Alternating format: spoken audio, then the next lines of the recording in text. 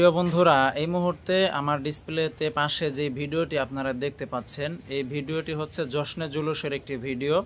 মানে রাসূলুল্লাহ সাল্লাল্লাহু আলাইহি সাল্লামের জন্মে তারা এত আনন্দিত যে তারা কিভাবে গান বাজিয়ে নাচা গানা করতেছে। আপনারা দেখতে পাচ্ছেন যে কিভাবে পাগলের মতো নাচতেছে।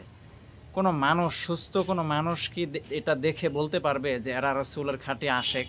আপনি একটু চিন্তা করে দেখেন, বছরে একটা সময় কিন্তু এই যে লোকগুলো তারা এই ধরনের পাগলামি কার্যকলাপ করে এবং তারা বলে যে আমরাই রাসূলের প্রকৃত আশেক। আচ্ছা, রাসূলের প্রকৃত আশেক আমরা যদি একটু অ্যানালাইজ করি যে রাসূলুল্লাহ সাল্লাল্লাহু আলাইহি ওয়াসাল্লাম রবিউল আউয়ালের 12 তারিখে আসলে জন্মগ্রহণ করেছেন কিনা, এটা যদি আমরা একটু অ্যানালাইজ করি তাহলে দেখতে পাই যে এই তারিখে রাসূল জন্মগ্রহণ করেছেন এটা নিয়ে দ্বিমত আছে। কেউ বলেছেন 8 তারিখে, কেউ বলেছেন 12 রবিউল আউয়ালে, এভাবে ভিন্ন ভিন্ন মতামত আছে। কিন্তু এই তারিখে রাসূল ইন্তেকাল করেছেন এটা নিয়ে কারো দ্বিমত নাই, এটা নিয়ে কারো দ্বিধাদ্বন্দ্ব নাই। তাহলে এই দিনে যদি কেউ আনন্দ করে তাহলে সে কি রাসূলের জন্মে খুশি হয়ে আনন্দ করলো নাকি মৃত্যুতে খুশি হয়ে আনন্দ করলো? এখন আপনাদের কাছে আমি প্রশ্নটা রাখলাম।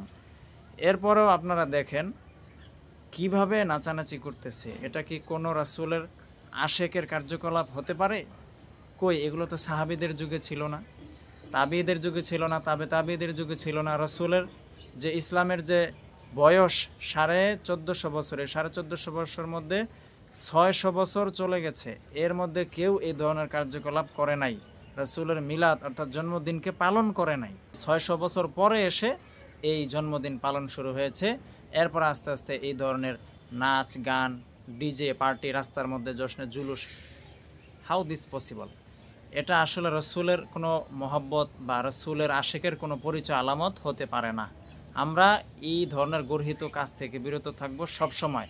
এ সকল ভণ্ডদেরকে যেখানেই পাবেন সেখানে রুখে দিবেন। এরা রাসূলের আশেকের নামে তারা সমাজের মধ্যে ফিতনা ছড়াচ্ছে, দ্বীন ইসলামের মধ্যে ভ্রান্তি তৈরি করছে।